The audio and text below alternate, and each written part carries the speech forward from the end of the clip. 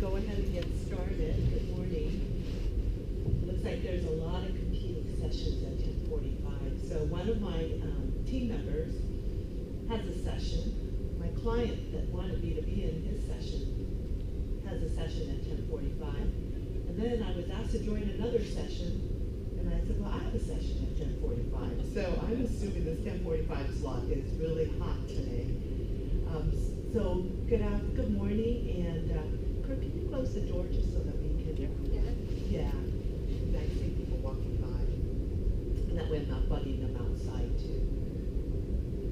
So it's a small group. We're going to make it very interactive, I guess, because I'm not presenting to hundreds and thousands of people. Just a small group here. So my name's Doris Wong, and I'm the CEO at Smart ERP. I did the keynote yesterday, so you guys saw me present yesterday. This is easy compared to yesterday's discussion. And with me is Kirk Chan. He's our VP of Business Development, and we're going to do this session together. And we're going to talk today about, kind of a spin-off of our discussion yesterday around, continuing to leverage automation and making the experience very good for your new hires coming in. So we're going to talk about employee onboarding. However, we're going to add the requirement to it about high volume and high sensitivity around the data. And that's because a lot of times a new hire that's coming in that might be going through onboarding may not have a login into your system, and may be coming from the outside. So we're going to add that twist to it today and be able to kind of share with you what we've done in that case. So we're going to do some intros. I'm going to spend a good maybe 20 minutes kind of going through just what employee onboarding is and what we've done with clients. And then Kurt's going to come up and talk about the high volume and the security that's associated with it. And we see all levels of that. Some are not as high volume and not as secure.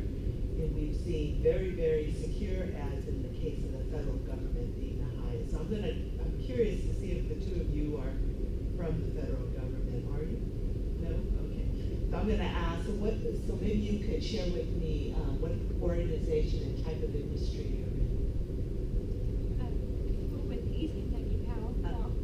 We're with East Kentucky Power Cooperative, and we are a generation and transmission utility. Okay, utilities. And that's also another area where there's a lot of onboarding. Okay, utilities. We're both are but from the same organization, or? Yes, I'm the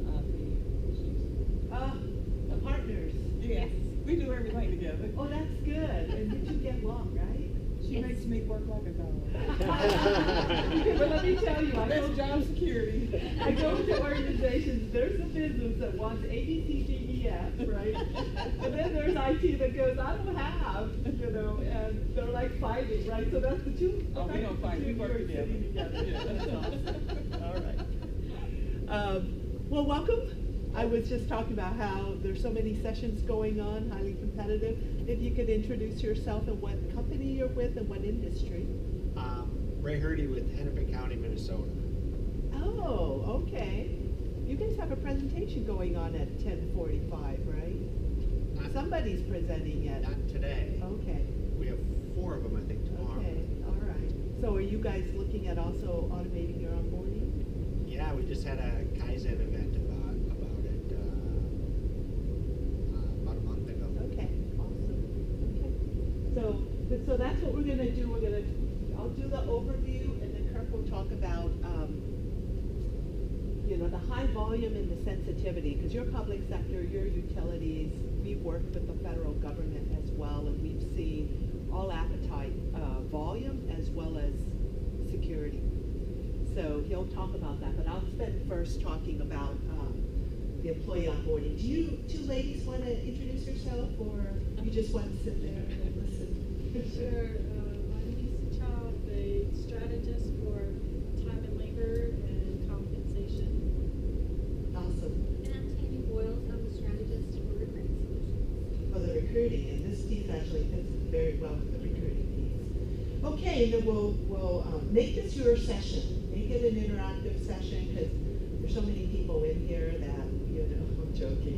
We can questions along the way. So just very quickly about us, I introduced us yesterday. We are Smart ERP Solutions. We're an Oracle Platinum partner, and we have two lines of business. One is your traditional services that everybody does, upgrades, implementation, etc. The other part is our add-on solutions that work very tightly, seamlessly integrated inside of PeopleSoft. And so that's where our employee onboarding, we're offboarding, we're I-9 verification, if you meet that requirement. We have some add-on solutions around that. It's all automated. Push of a button, get you verified, etc. So that's a little bit about us, and I am the CEO there, and we're all made up of former PeopleSoft folks, so that's why this conference is almost perfect, because I walk in here and people go, hi Doris, so it's fun, a lot of fun. This is a quick slide, it'll be in the deck, just to give you an idea of, our add-ons. It really is to extend functionality here on the left here, improve your ROI, because, the discussion I was having yesterday, and I have a lot with PeopleSoft clients, is about automating, streamlining, simplifying the business process, and these fit in to help plug some of those. And then you get results quickly, because we're release independent.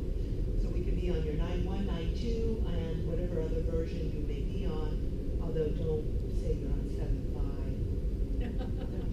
That's a 1998 release. Somebody asked me about that today, and I said, that's 18 years ago, because my daughter was born right when I was trying to finish the 7.5 release, and she decided she wanted to enter this world 5 weeks before I was supposed to go GA.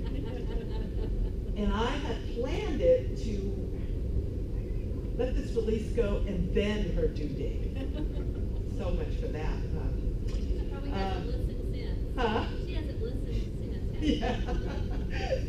So everything about us is also this right side, inside of PeopleSoft, leveraging everything that you already have, your roles, your permission lists, your data, your processes, we're all in there. And that's all I'm going to say about us, but that gives you an idea of who we are.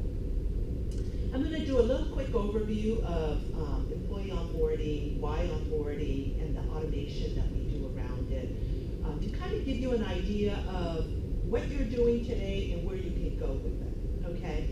And then Kirk will come up and talk about those system sensitivity in terms of volume and security. But everything we share, always we have references to studies that we've looked up. This one is about best practices around onboarding and why, but there's a study out there that says that attrition rate is about 22.7% in organizations that don't have a good onboarding practice. So if you do have it, the first year attrition rate, according to this study with everything that they've done, says that that attrition rate can come down to 4% for an organization. Of course, we all know that if you can have a lower attrition rate, you're going to have higher productive employees. You want your employees, if you've recruited them, to stay and be part of your organization, not leave, soon thereafter. There's a certain cost that's associated with it. So the studies that we've also seen is that, in the case of new hires coming into an organization, they may feel like those things on the left there. It's kind of the dark side. Anxious, regretful, overwhelmed, annoyed, bored, disappointed, etc. But with a good onboarding process, and this is also what you want to drive your organizations to have, is that good onboarding process for your new hires. You want them to feel secure, welcome, excited, important, all of these great things on the right side. And then yesterday I was talking about social, right? And these days information flies so quick, right? Something happens in the news, everybody knows about it. You don't even have to be at home watching TV to get the news. News travels fast, and the worst case is bad news travels even faster. So, these are tweets. These are real tweets that are out there using Twitter. And we went out there and we kind of found this tweet out there that says, well, here, ready to start my first day back in the workplace, and my boss is late. Thank God for my old trusty iPhone to entertain me. Gosh, I wouldn't want to tweet that out there because somebody might see that and get me in trouble, But people do that, right? They they tweet it out there, compared to a tweet that says, really just an all-around great first day at my new gig with 3M. I'm excited to see how well this all turns out. So just to give you an idea of the experience of that new hire coming in, and also the fact that how they feel, they start to share with others. Whether it's a tweet immediately, but from there, reputations of organizations get built as well too. So you want all of your employees or new hires to have something like that, not necessarily that first one. So we all know also, if you're all HR in here, turnover is costly. And you can look at this and see that the cost to replace a new hire, the compensation for a departing employee, training that you might have done already for them and invested, the time your managers have spent and the work team time, and any lost productivity. The study comes out that it's about 50 to 150% of your annual salary. That's pretty costly. And then they're gone, you guys start that recruiting process again. So again, that's another area there. And then what causes that turnover? You know, there are studies that link it to any of these things here, including the onboarding process that occurs with a new hire that steps foot into your organization. And again, there's studies to show that if they are happy, they feel very good, they're very welcoming, that there's a direct link to that experience and retention within your organization. Okay? So any of these things for a manager, new hire, inadequate candidate pool, roles not as expected, problems with the hiring process, and poor onboarding, failure to connect and build relationships, all of those things contribute to turnover. Now that you have them within your organization, let's say they're coming aboard, they did your recruiting, they come aboard, there's also studies out there in terms of what do they do as part of their onboarding process. And this here, we work a lot with clients in automating their onboarding process on PeopleSoft. And no surprise at the top is consistent. At the top is forms completion. Because the process is really around getting a lot of that new hire packet or new hire information out to that new hire. And how you do that is the challenge, is the question. Is it automated? Is it semi-automated? Is it quasi-automated? Because people go, yes, we send them an email link and we give them a big zip file of all the PDF forms. We tell them to print it off, fill it in, bring it back in, we'll scan it all in and key it in. Well, that's not quite automated, right? That is what I would call quasi, you know, but it's better than you FedExing to them a paper packet. Because we also work with clients who spend $15 to FedEx a packet out. And when they have high volume, that FedEx cost is really expensive. And then when it's incomplete and they need to send it back to them, there's another $15, right? So looking at how to automate that is very important. But if you look at these key onboarding requirements, I would say that it's sorted in the order of top activities. Form completion is the biggest. Management involvement was a big one as well, and you know, maybe there are some things in terms of making that employee feel welcome and engaged and part of the team, where management comes in and really be part of that process for onboarding. No surprise, benefit enrollment is there, and orientation to the company info. A lot of organizations have them come in on day one and spend the first day giving a lot of orientation information. And employee onboarding best practices really say, get all that done out of the way before they come in on day one. And maybe when they do come in on day one, since you've been doing some studies on this, have a more engaging activity with them, with their team members, take them out to lunch and make it more of a welcoming as opposed to sitting there doing orientation. So some organizations, we see their process 3 days.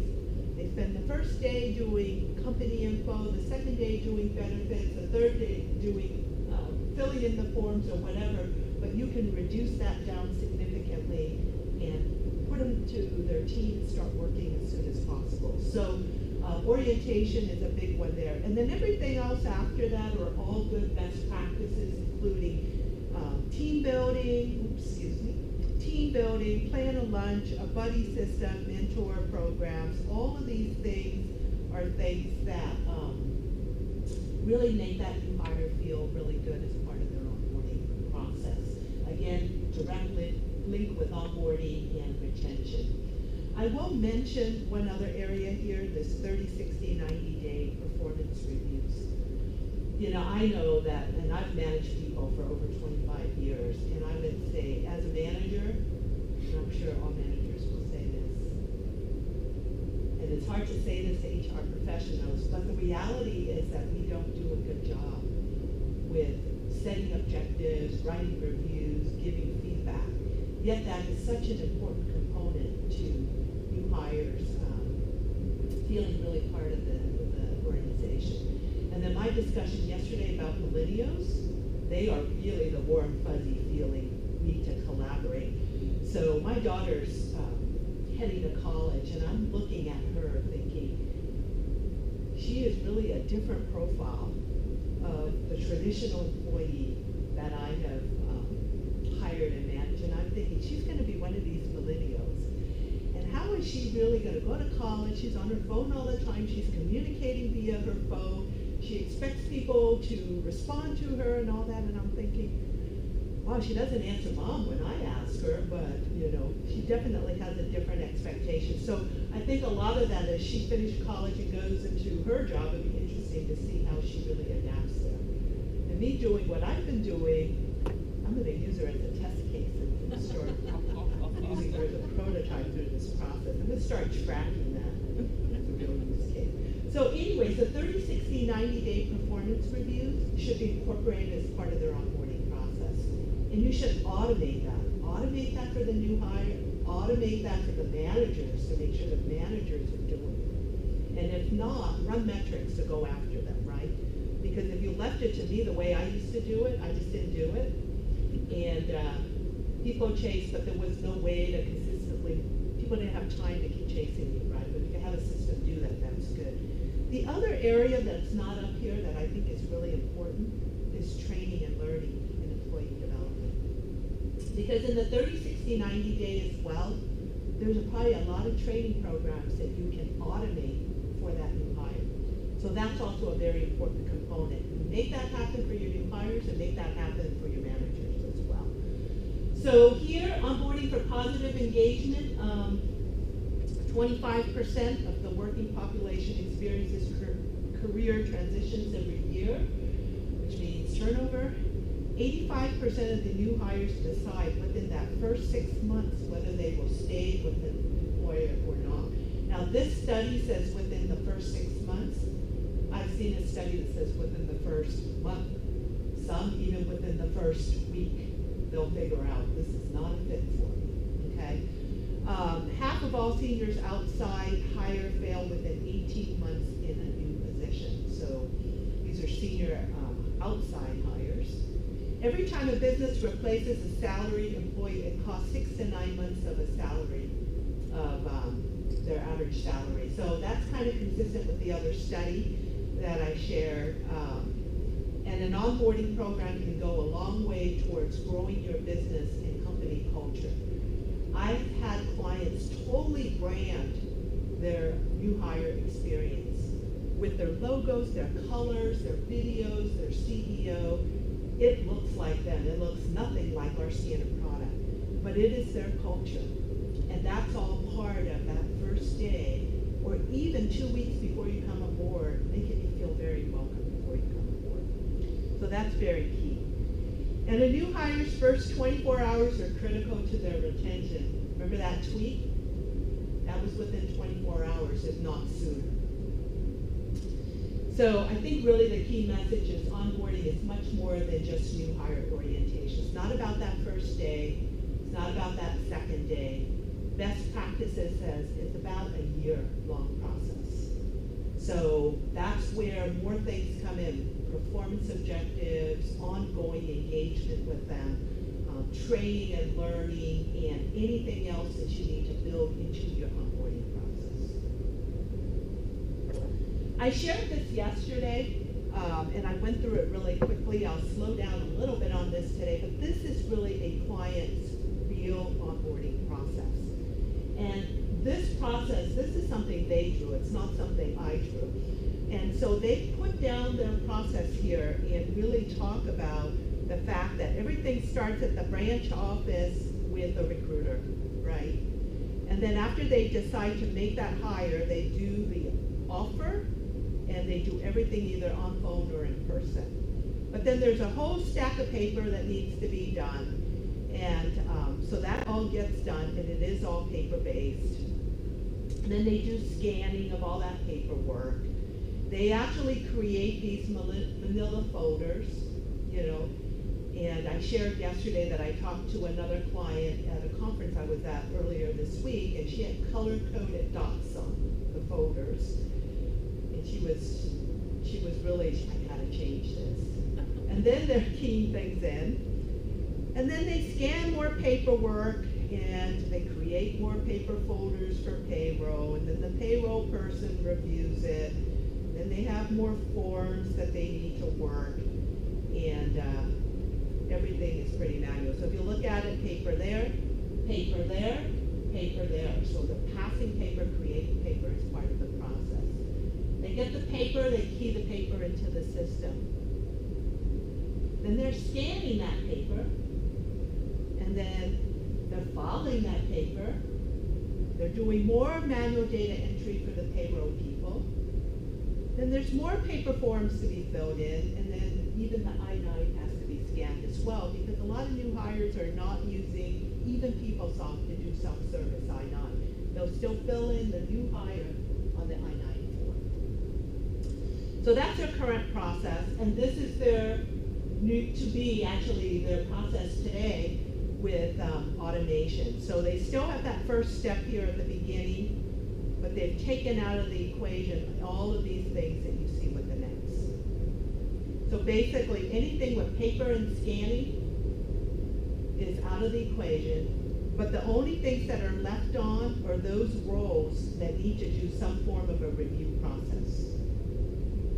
So if they need to look at the information to do something because it's just not possible to verify, even though the system would have enforced that verification, there's a change management component that people just have to look at it. But the look is not going to be flipping through a folder anymore. It's going to be a quick look at the system, everything's done, press a button, and everything is done. So this is their to-be scenario, and this is really what they've done. Going back to that first one, they now have moved to electronic, meaning all that paper is done electronically, including moving anything into a document management system. All those electronic documents are automatically moved in. And any kind of payroll or HR or benefits or learning, any kind of activities that you need are automatically updated into your standard PeopleSoft as well.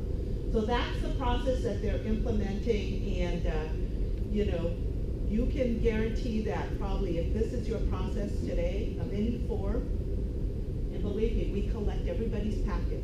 We see it all. We see the I-9 to W-4, but it's not just about the I-9 W-4 direct deposit. There's a lot more that goes into those packets. Policies, you know, cafeteria credit cards, whatever organizations have, parking permits, all of those different types of activities. We've seen the whole packet, and being able to bring it online and be able to have that be an automated process. So this gives you an idea of what we've done. We take that packet and we just present it to the new hire automatically online.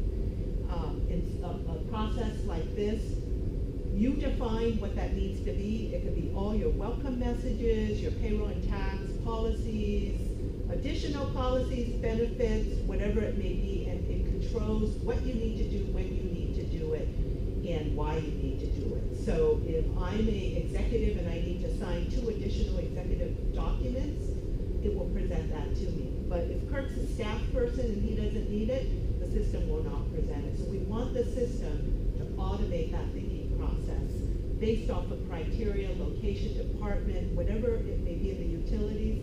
I'm absolutely sure you've got a lot of different criteria. That packet is not the same. I'll put my money on it. You agree? And I would agree also in public sector, the packet is not the same because they may have different job positions, they may be temporary, they may be of different departments, each department probably wants their own branding as well too. So if that's the case, you have the ability to do that. So just to show you some of it, bring it all online, get rid of that paper. You're not going to send any paper. You're going to present it all online, and you're going to collect the information online with electronic signature and audit trail. You have an audit trail the minute the new hire fills it in your system, completed. We're going to control everything you do, whether you can do it or not, depending on your role. And then at the end, all of the documents are zipped up into one folder that you move into your document management or your employee folder. So those policies that are specific to you, that I-9, that W-4, it's all in PDF zip file, right? So that replaces the whole scanning process, right? Imaging and scanning process. So I'll just show you a couple things here. If you take a look at this, this is an example of a W-4 created online, and it's all automatically populated in PDF format, part of that zip file that goes to your folders. So that's an example of that. And then you can do everything from self-identification, any of your compliance around there, background checks, and anything you need to do there can be done as well to collect those authorization forms and all of that, their profile and all of that, or even integrate to a background vendor. You can do that as well. And then any of your internal policies. So this is an example of a food safety policy. Has nothing to do with anything you have in standard PeopleSoft. You'll have some in utilities, you'll have some in public sector. And so again, everything has that date time stamped at the bottom. And then if you need to have, as part of your I-9 process, the ability, if you're going out to Department of Homeland Security to do your employment eligibility, this is also automated directly from there to get your case back and to manage the whole case. Now, of course, this is a very high level.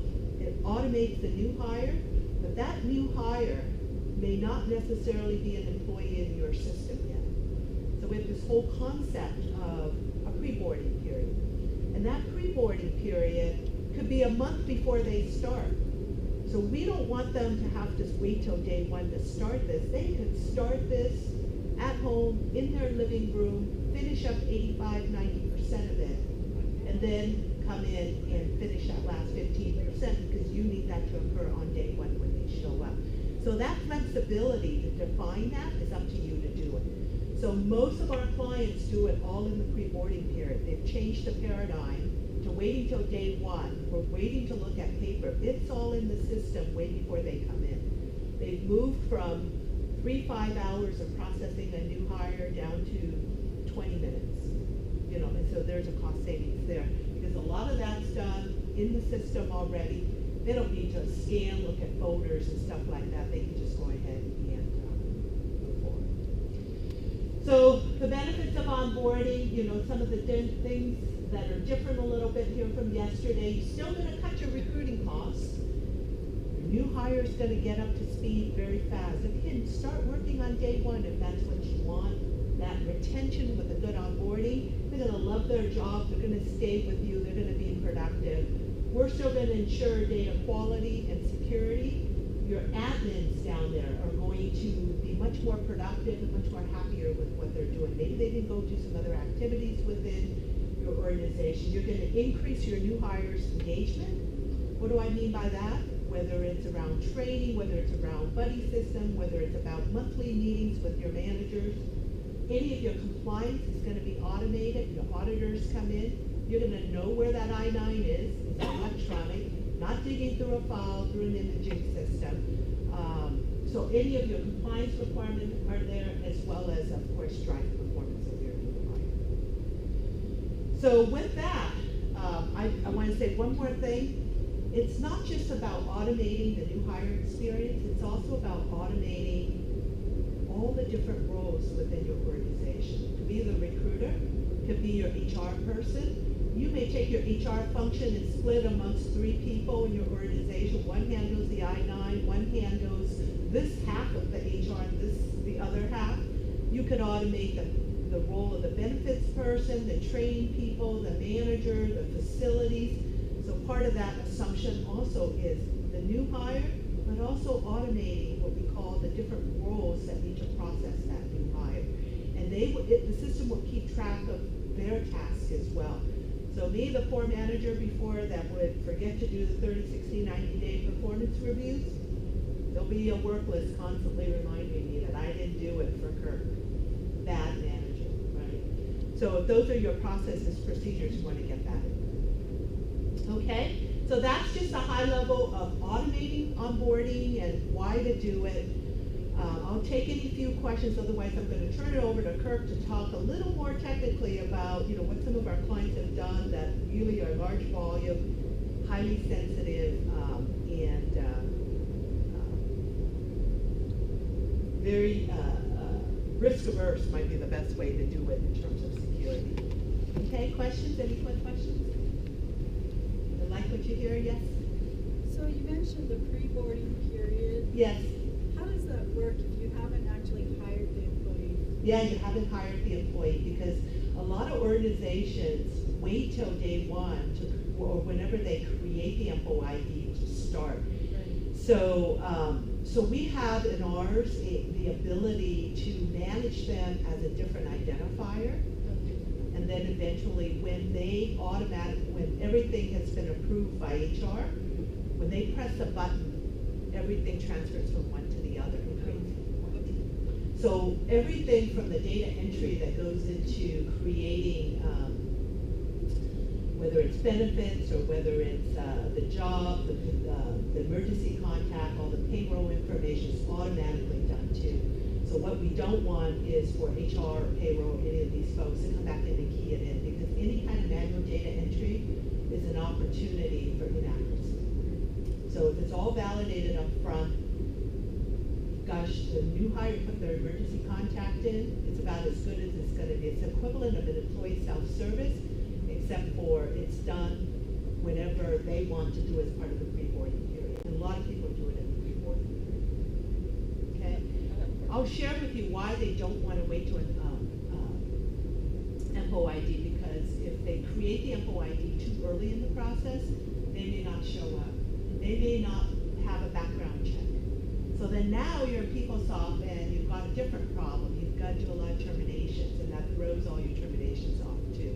So we've seen it all, and we've analyzed it all, worked with clients on what works for them, and then implement it based on them. Okay? So go ahead and any other questions? Any other questions? Yes. Okay, so right now Lisa does like manage hires, so you're saying the pre-boarding would happen, so she would no longer have to do the We would cut that down tremendously. So what if it's a previous employee, how's it gonna verify? 'Cause if it's We a do a previous- rehire too. Okay. that's what I We wanted. know about the Same thing. rehire situation. So for us, onboarding can be a new hire or rehire. Okay. Yeah. Good question, see? Because most of the hires, we don't talk about one of our use cases. One of our use cases with very high volume is a staffing company. So they hire contractors and they put them on different jobs. But every time they move from one job to another, they terminate them from that job and then rehire them into the new one. But they put them through the onboarding process every single time for each one of those positions. So that's a very good example of, I exist in your system, but I have a different onboarding process depending on whether I've terminated or retired. Okay? Any questions for you? No? Okay. Anything else from the back there? I didn't get to meet you, but okay, so I'll let Kirk take it from there. And Kirk, I'm a yacker, so you have about. Great. I did leave you some time.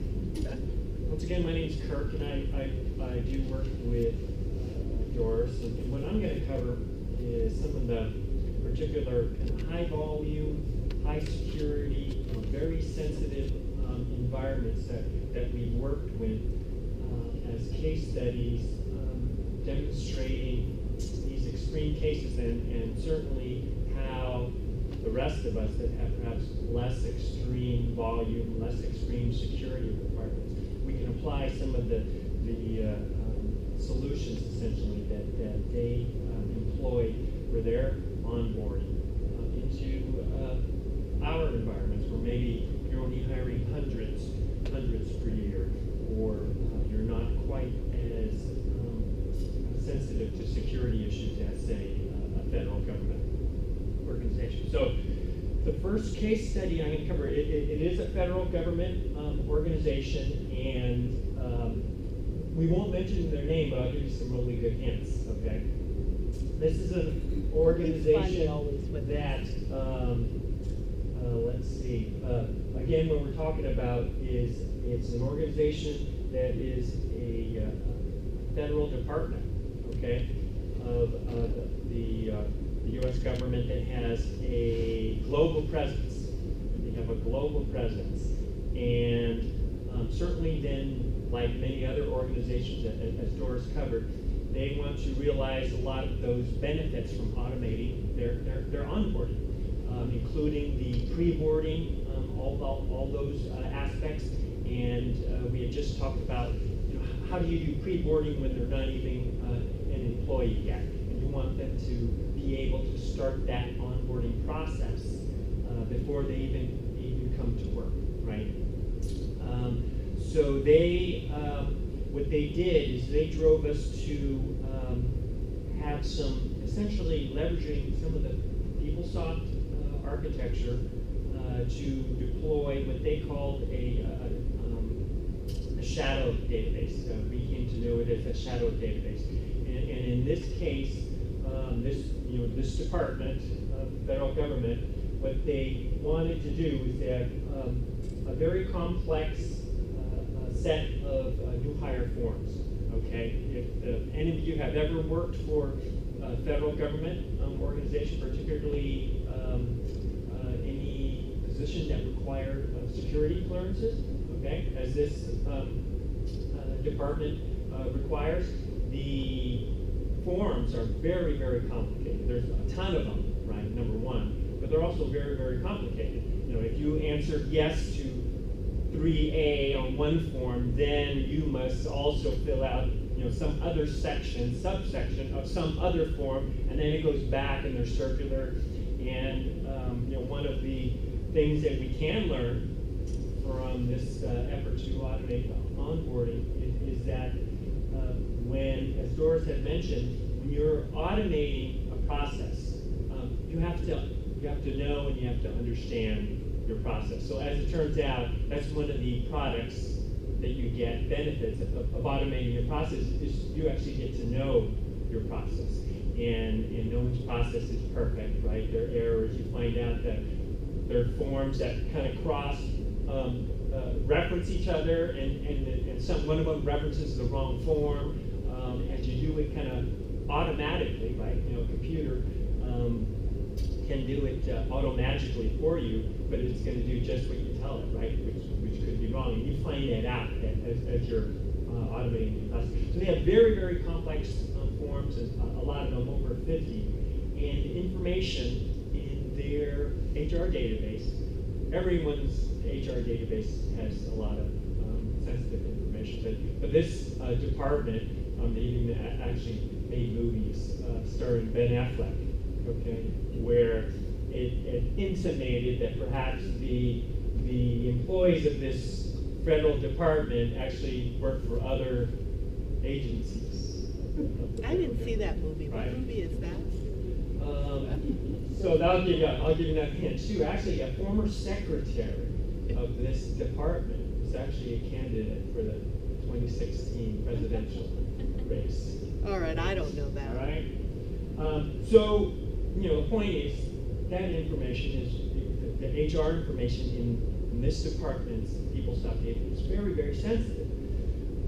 And so what drove us is that to have the core HCM database shown in this slide here, kind of in the back. And what they would do is we put the onboarding piece that you want to expose over the internet to your new hires so they could start the onboarding process. They could start filling out all these forms ahead of time before day one, okay? But to do that, let's say from your living room or what have you, you have to expose that over the internet. So rather than exposing the entire HR database, they use a shadow database where that shadow database up front kind of front ends the onboarding piece. So let me go into a little bit more detail, but allowing that separation, that shadow database, provides for enhanced security, because what you have out front is really only the onboarding piece that Smart ERP worked with. So I won't go into all the details of this diagram, but I'll give you an idea. It's probably kind of hard to see anyway. The top half over here is where the core HCM database is, right? And through a variety of firewalls and such, the lower part is where the automated onboarding solution is. And again, it is a PeopleSoft-based onboarding solution. And that lives out front, accessible over the internet, so that the new hires can start their process.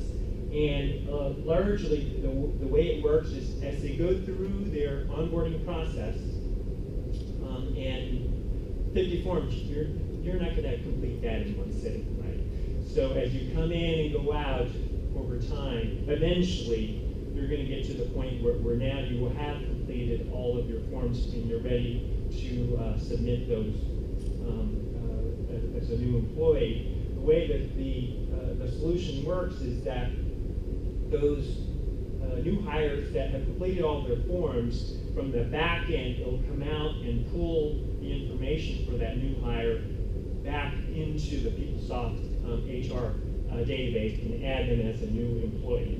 And then at that time, it deletes them from the onboarding kind of temporary storage. And again, that's some of that is for security purposes. So certainly, there's nothing that you can't reach to the back from the front, right? Because the back reaches out to the front and pulls in the new hires. And once a new hire has been added, it gets deleted from the onboarding system up front. That way, should this system get hacked, it limits your exposure, right? They're not actually new employees yet, when it's just the information that they're adding for that. So, what are some of the things that the rest of us that probably don't have such high security requirements? What can the rest of us learn from that? Well, certainly is that just this notion of having a shadow database. In this case, it's a piece of essentially your PeopleSoft application. In this case, it was the onboarding, add-on solution from Smart ERP. But actually, you can do similarly with other kind of PeopleSoft application functionality. A perfect example is recruiting. Let's say you have Candidate Gateway, TAM, or formerly known as eRecruit. This type of shadow architecture is a perfect way to put that information out over the internet while not exposing the rest of your back-end sensitive HR information. And you can do that with other pieces too. And as I go a little bit more into the case studies, we can talk a little bit about some of the technologies that are being used to affect this. Any questions on this one? Okay, very good. Let me move on to the next case study. And this one, again, is a federal government organization.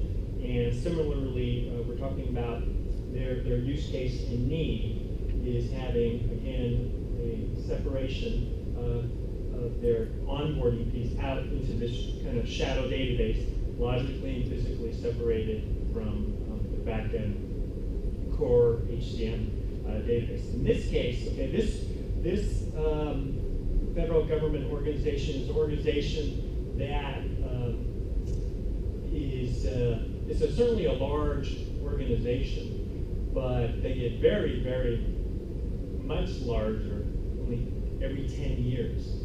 They're always around, but they get really busy every 10 years. And their extreme use cases is that in those 10th year where they get really, really busy, they take in over 5 million job applications. 5 million job applications to hire close to 1 million people. Next time they get busy, they're actually going to be hiring roughly 700 to 800,000 people. And those new hires, that's going to occur in 1 year. Okay. 5 months. Yeah, and in fact, it would be easier if it was spread out over the 12 months of that year. But most of the hires, in fact, I think the majority, I think the number was something like 75% of those hires occur in the last month, okay, before they get really, really busy. So not only is it high volume, it's a very big spike, okay? And in addition to all the forms that are needed to get hired, they also do E-Verify with the Department of Homeland Security for all of those new hires. So that's very, very extreme volume, okay? And as it turns out as well, they're also very, very sensitive about their security for that as well, because it's a federal government organization. That same architecture, though, that we showed in the previous federal case study works as well here. And what I can kind of go into a little bit more here is that the way some of this can work really goes back to the PeopleSoft Internet architecture that has been around for a long time. It was back in, actually, Doris had mentioned. That's my son's birth, Right. 2001. That we're talking around the turn of the century, right? And things were starting a little bit before then. And that's what's really enabled a lot of this. In particular, I'll point out that, as mentioned, I can go into a little bit how that shadow database works that drives and affects the better security, is that we're leveraging the SAM layer, which is the SQL Access Manager in the PeopleSoft architecture. That kind of sits between the middle tier and the back-end database. That aspect of the PeopleSoft Internet architecture had, in the past, and still does, enables the flexibility that PeopleSoft has to work with different databases, right? Because there's a separation between all the business logic and the type of database that you're using. That's why with PeopleSoft you don't have to use an Oracle database. It works wonderfully, of course, but you can use others as well. SQL servers is popular. So we're leveraging the SAM, and what we do is to have. Maybe I'll go back for a second here. If when you're talking to the back-end database, that's this integration, that interface is affected through a database link. And if you're not familiar with a database link, it's basically, it kind of gives you like a level of indirection. So while you might think you're hitting this database, using a database link, you're just kind of referencing actually another database. Okay, another aspect certainly of the internet architecture largely is that because it's an internet application, you're just accessing it via your browser, right? And where that system's actually hosted, it doesn't really matter as long as you can gain access to it from a connection perspective, as well as from a security perspective. And so that's another aspect of some of the requirements that I won't go into too much detail prepared in the presentation, but with the kind of browser-based access, you can also layer in advanced security mechanisms. Many of our clients and other PeopleSoft clients can use multi-factor authentication mechanisms if security is of a high concern. Okay, for the use cases that we went over here, they're using types of authentication where you'll get a text message that has a little code that you need to key in to gain access to it. And so that is something as well that you can use in your organization. If there is a piece of your PeopleSoft application that you need to expose, again, it doesn't have to be onboarding, right? But we're using onboarding as an example.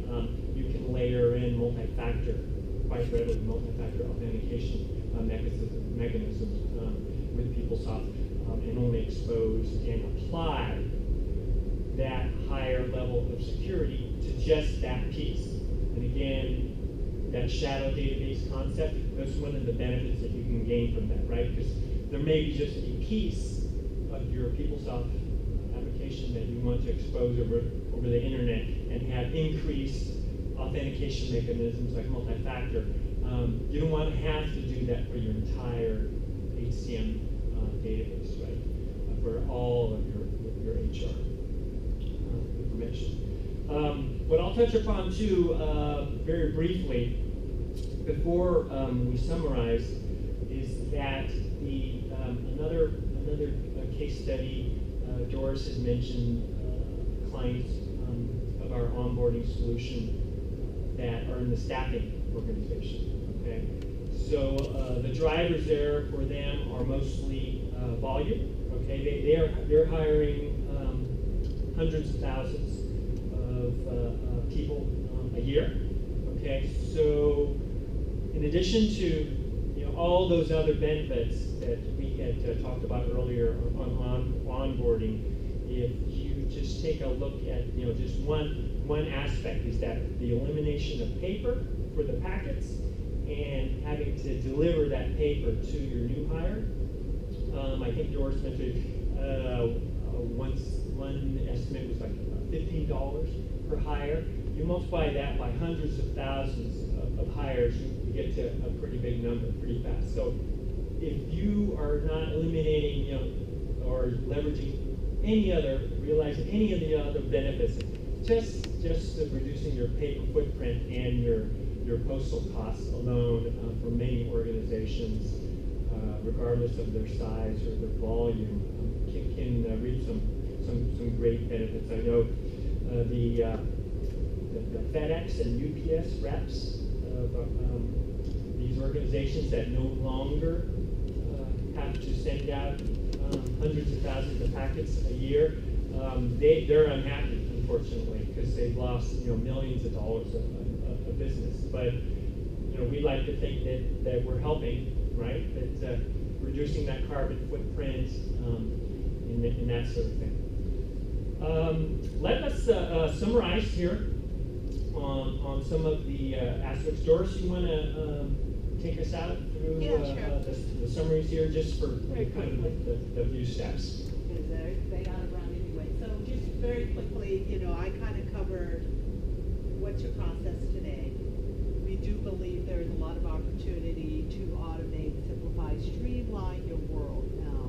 I would say every client that we've worked with, whether it's FedEx that lost revenue, the other great story is Office Depot.